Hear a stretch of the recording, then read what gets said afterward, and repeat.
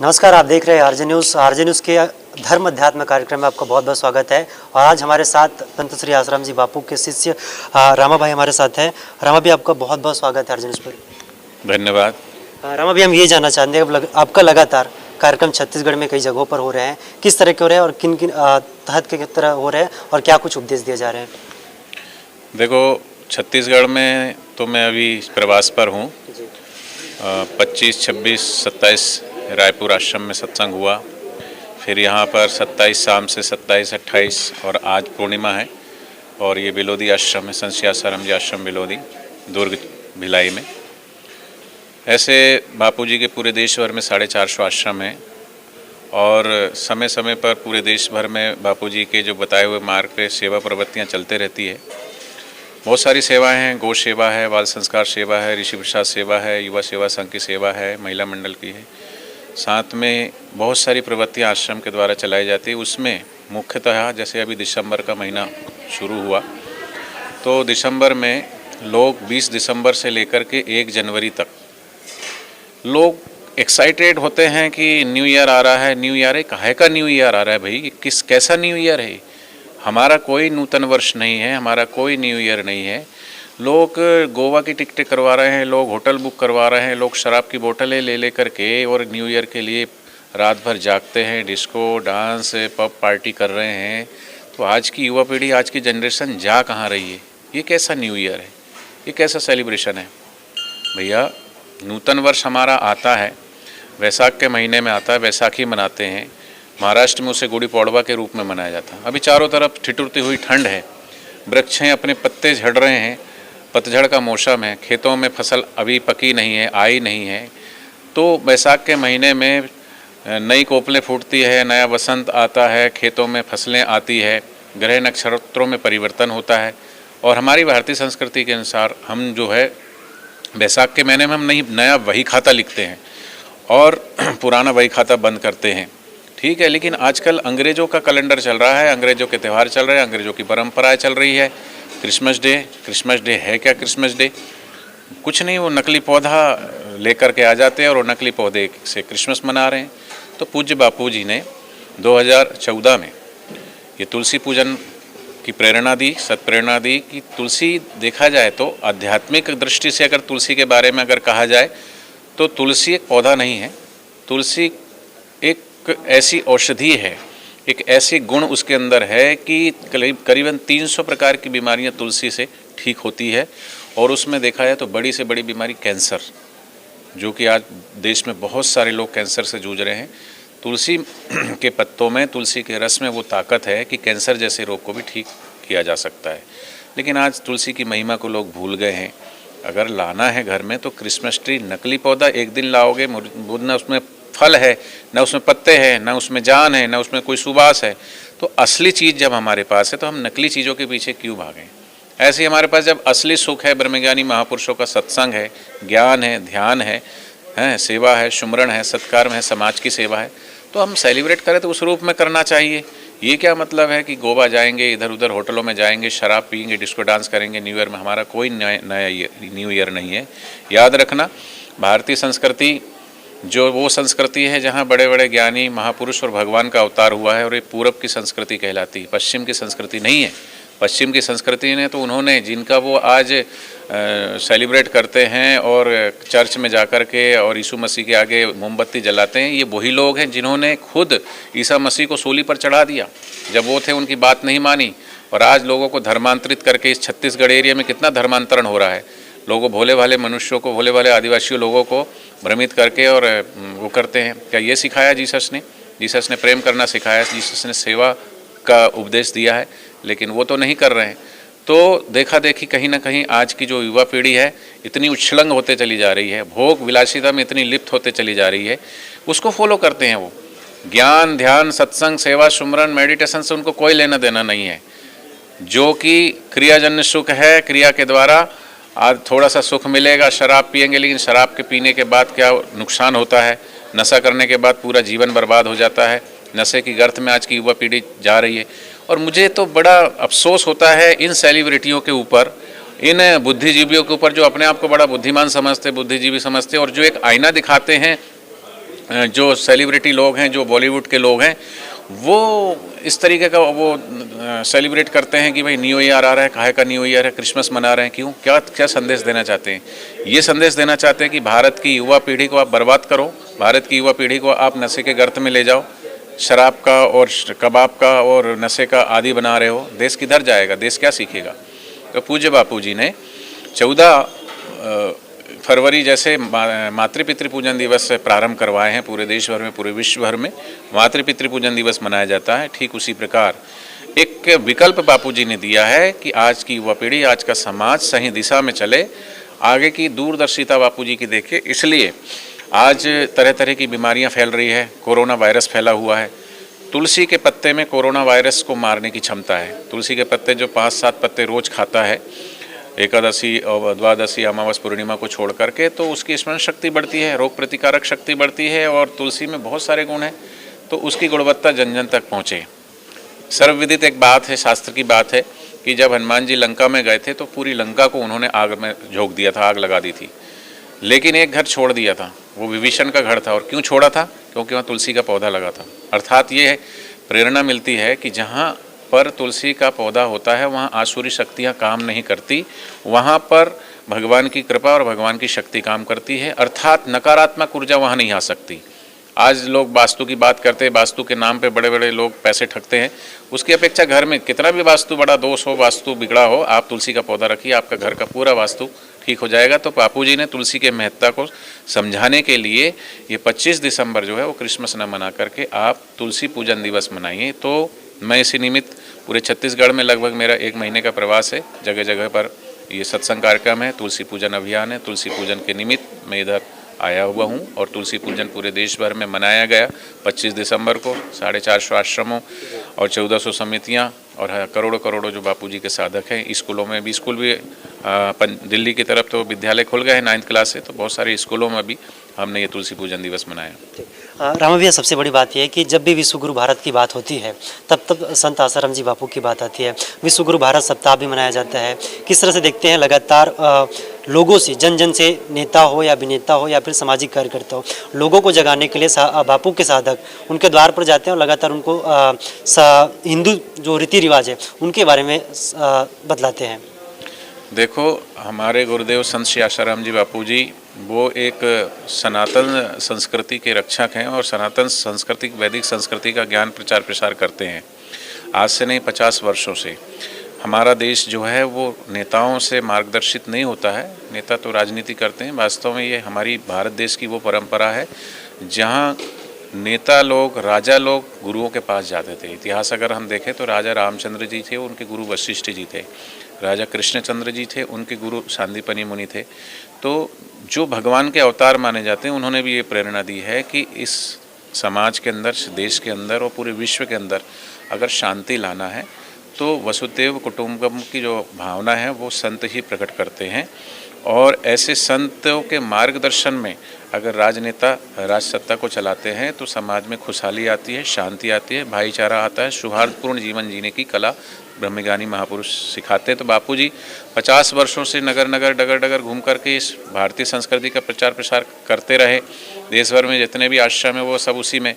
तो पूज्य बापूजी की जो देवी कार्य है, सेवा कार्य है, वो समाज उत्थान के देवी कार्य है, सेवा कार्य है, चाहे वो मातृपितृ पूजन दिवस है, चाहे तुलसी पूजन दिवस है, चाहे नशे व्यसन मुक्ति भारत को लेकर के अभियान चलता है, पर्यावरण को लेकर के, जैसे पूरे देश भर में एक पर्यावरण को लेकर वृक्षारोपण का कार्यक्रम चलता है, नशा मुक्त भारत के लिए एक व्यसन मुक्ति अभियान चलता है। ऐसे कितने सारे देवी कार्य बापूजी के चलते हैं।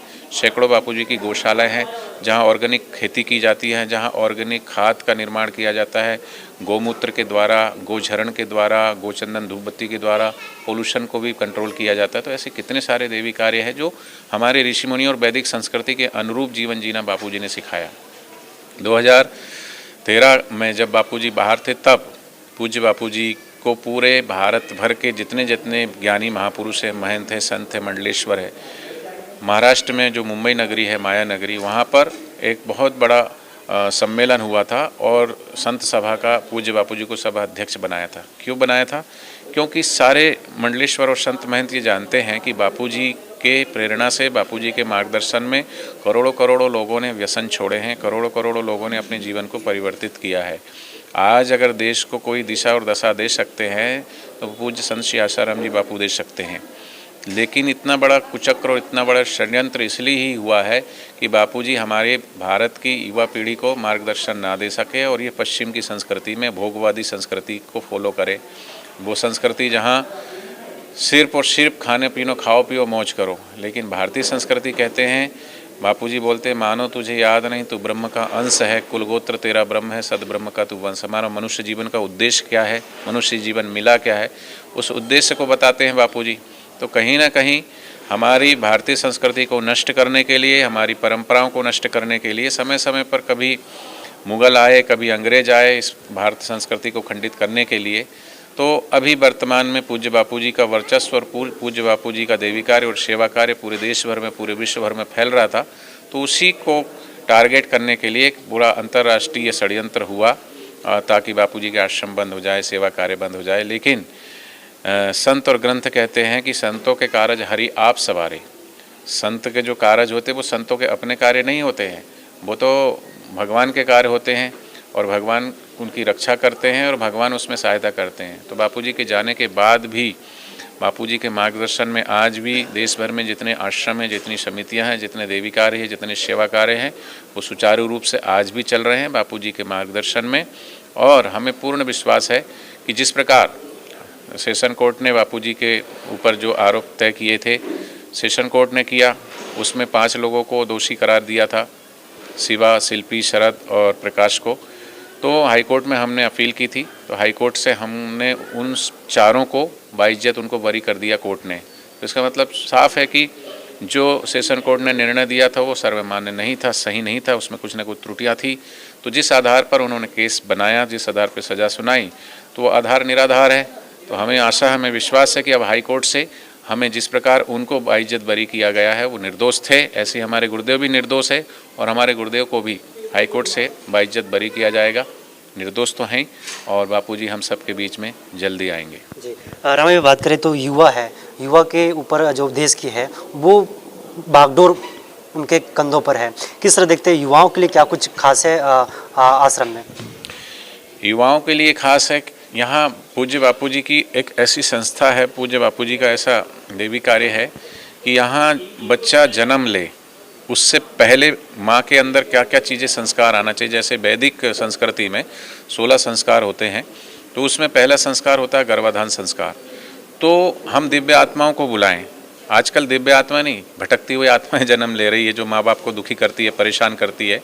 पहले आह्वान किया जाता था, यज्ञ किए जाते थे। रामचंद्र जी का जन्म ऐसे ही नहीं हुआ था, कृष्ण जी का जन्म ऐसे ही नहीं हुआ था, बड़े बड़े जो महापुरुष हुए, भगवान बुद्ध का जन्म ऐसे ही नहीं हुआ था। उनके माता पिता ने बड़ी तपस्या की थी, बड़ा संयम से जीवन जिया था, यज्ञ किए थे, प्रार्थना की थी, तब ऐसी महान आत्माओं का आगमन इस धरती पर हुआ था। तो वैदिक संस्कृति हमें सिखाती है कि हमें दिव्य आत्माओं को बुलाना है। तो दिव्य शिशु संस्कार के नाम से हमारे यहाँ पे माताओं बहनों को संस्कार दिए जाते हैं आश्रम के द्वारा, बहनों के द्वारा, ताकि हम उच्च आत्माओं को अपने देश में बुला सकें, अपने घर में बुला सकें। तो कहने का मतलब जन्म से लेके, बच्चा जन्म लेता है, जन्म भी ले तो हमारे घर में कैसी आत्मा आए उसका हमें ज्ञान यहाँ से मिल रहा है, गुरु के द्वार से मिल रहा है। उसके बाद बच्चा जन्म लेता है तो फिर बचपन से ही उसको अच्छे संस्कार मिले तो बाल संस्कार यहाँ पर क्लास चलती है। फिर वो बच्चा थोड़ा और बड़ा होता है तो फिर वो युवा होता है। अब युवा को सबसे ज़्यादा मार्गदर्शन की आवश्यकता है, क्योंकि युवा आज पथभ्रष्ट हो रहा है, मार्ग भटक रहा है आज की जो युवा पीढ़ी है। तो उसको मार्ग प्रशस्त करने के लिए पूज्य बापूजी ने दिव्य प्रेरणा प्रकाश, दिव्य युवा धन, जो देश का युवा है वो धन है, उसकी सुरक्षा कैसे हो, संयम, सादगी और सदाचार से ऊंचा लक्ष्य को कैसे सिद्ध किया जाए, वो सब बातें उस युवा धन सुरक्षा में है।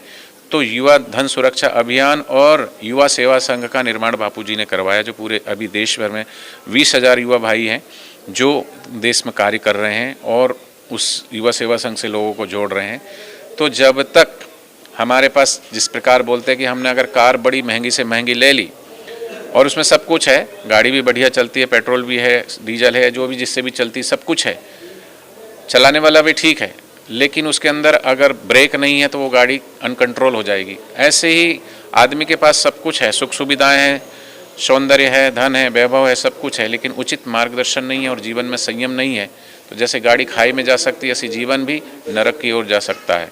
इसलिए युवा को अगर कोई मार्ग प्रशस्त कर सकता है तो वो विश्व वंदनीय संत श्री आसाराम जी बापू जी ने, जिनके चरणों में आकर के करोड़ों करोड़ों युवाओं ने अपने जीवन को परिवर्तित किया है। मैं खुद आश्रम में 24 सालों से रह रहा हूँ। 24 साल पहले मेरी उम्र क्या रही होगी, लेकिन मैंने बापू जी के सत्संग और साहित्य पढ़कर ही मैंने अपने जीवन को बदला और मैं आश्रम में 24 वर्षों से रह रहा हूँ। तो ऐसे मेरे जैसे और भी करोड़ों करोड़ों युवा अपने जीवन को बदल सकते, परिवर्तित कर सकते हैं। तो पूरे देश भर में युवा तेजस्वी शिविर लगाए जाते हैं पूज्य बापू जी के आश्रमों में। अभी रायपुर में 7, 8, 9 को भी तेजस्वी युवा शिविर होने जा रहा है, तो मैं आह्वान करूंगा छत्तीसगढ़ के सभी युवान भाइयों को कि वहां उस शिविर में अधिक से अधिक लोग आएं, ताकि बापूजी का ज्ञान उनको मिले और उस ज्ञान को पाकर और भी अपने जैसे युवाओं को वो इस युवा सेवा संघ में जोड़ सकें। रमा भी, मैंने एक खास बात देखी है कि इतने संगीन आरोप लगने के बाद भी आज भी साधक पंडाल से भरे हुए नजर आ रहे हैं। संगीन आरोप ये तो उनकी दृष्टि में है, मिथ्या आरोप लगाने वाले, झूठे आरोप लगाने वालों ने लगाए हैं। निंदा की उन्होंने, मीडिया ने टारगेट किया, मीडिया ने कुप्रचार किया। लेकिन जो बापूजी से जुड़े हैं, बापूजी से जिन्होंने दीक्षा ली है, जो दूर के तो कहते कोई कुछ भी बोल सकता है, लेकिन जो निकट में रहते हैं और जो आश्रम में आते हैं और आश्रम में गुरुदेव से जुड़ कर के जिन्होंने अपने जीवन को परिवर्तित किया है और जिनको लाभ हुआ है, वो प्रत्यक्ष उन्होंने देखा, उनको पता है कि आश्रम में जो कुछ भी मनगढ़ंत जो आरोप लगाए वैसा कुछ होता ही नहीं है। और यही तो सच्चाई है, यही तो प्रमाण है।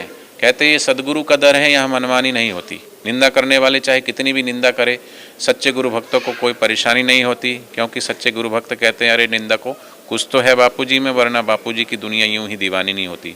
बापूजी के आश्रम में जो लोग आते हैं वो बापूजी के शिष्य हैं, अनुयायी हैं, ऐसी वही मानते हैं, ऐसी बात नहीं। आज भी ऋषि प्रसाद जो कि 17 लाख प्रतियां छपती है और वो नॉन साधकों में भी जाती है, जो साधक नहीं वो भी पढ़ते हैं। तो समाज में अभी भी सेवा कार्य चल रहे हैं। हम विद्यालयों में जा रहे हैं, हम कॉलेजों में जा रहे हैं, हम हॉस्पिटलों में जा रहे हैं, हम जेलों में जा रहे हैं, कार्यक्रम कर रहे हैं।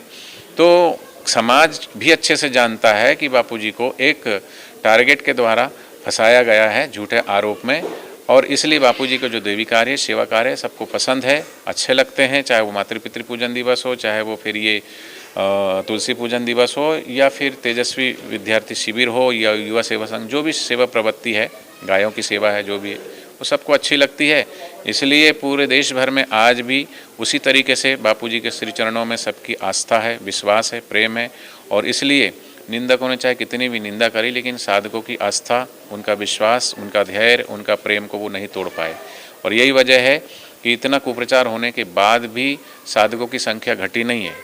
टाइम्स ऑफ इंडिया ने एक रिपोर्ट लिखी थी कि आज इतने भारत के अंदर इतने बहुत बड़े बड़े संत हैं, वो हैं, लेकिन ऐसे संत जिनके ऊपर ऐसा झूठा आरोप भी लगा और कोर्ट ने उनको सजा भी सुनाई, उसके बावजूद भी आज अगर सबसे ज़्यादा अनुयायी है, उनको मानने वाले लोग हैं, तो वो संत श्री आसाराम जी बापूजी के अनुयायी हैं, उनके भक्त हैं, जो आज भी उनको भगवान की तरह पूजते हैं। जाने का वक्त हो चुका है। लोगों से क्या कुछ अपील करना चाहते हैं, क्या कुछ संदेश देना चाहते हैं? देखो, कहते सच्चाई कभी छुप नहीं सकती बनावट के उसूलों से, और खुशबू कभी आ नहीं सकती निंदक के कागजी फूलों से। निंदकों ने जितना निंदा करना था किया, जितना कुप्रचार करना था उन्होंने किया। अब जो बापूजी को नहीं जानते थे वो भी जानने लगे, उनके अंदर भी जिज्ञासा है कि भाई कौन है बापूजी, और बापूजी जल्दी ही आएंगे। कहते हैं कि शीशे पे इल्ज़ाम लगाना फिजूल है, शीशे पे इल्ज़ाम लगाना फिजूल है, साहब गौर से देखिए आपके चेहरे पर ही धूल है। ऐसे ही जो निंदक हैं वो उनका चेहरा ही ऐसा है, उन्होंने संतों पर निंदा का आरोप लगाया, लेकिन सच्चाई अपने आप बाहर आती है। कई बार राहु और केतु जैसे सूर्य को ढांप लेते हैं, लेकिन कितनी देर के लिए। ऐसे ही राहु केतु की तरह बादल आ जाते हैं कभी सूर्य के ऊपर, तो कितनी देर, लेकिन सूर्य उससे कोई अस्त नहीं हो जाता है। सूर्य तो फिर उगता है और सारे जग को प्रकाशित कर ही रहा है। ऐसी बापूजी का ज्ञान अभी भी सबको अपने जीवन जीने की कला सिखा रहे हैं, और बहुत जल्दी ही बापूजी हम सबके बीच में होंगे और बापूजी का सत्संग, ज्ञान, ध्यान सबको मिलेगा, ऐसा हमें विश्वास है और हमें पूरा उम्मीद है। तो ये थे हमारे साथ रामा भैया जी, जो लगातार छत्तीसगढ़ प्रवास पर है और कई जगहों पर सत्संग दे रहे हैं। लगातार वो साधुओं से अपील कर रहे हैं कि अपनी जो सेवा साधना है वो लगातार बढ़ाते रहें, और जिस तरीके से हिंदू धर्म के खिलाफ षड्यंत्र के तहत संत श्री आसाराम जी बापू को फंसाया गया है। बिल्कुल निश्चित तौर पर वे निर्दोष है और जल्द ही छूटकर जेल से बाहर आएंगे। कैमरा पर्सन हितेश साहू के साथ आरजे न्यूज़ के लिए टिकेश वर्मा, दुर्ग, छत्तीसगढ़।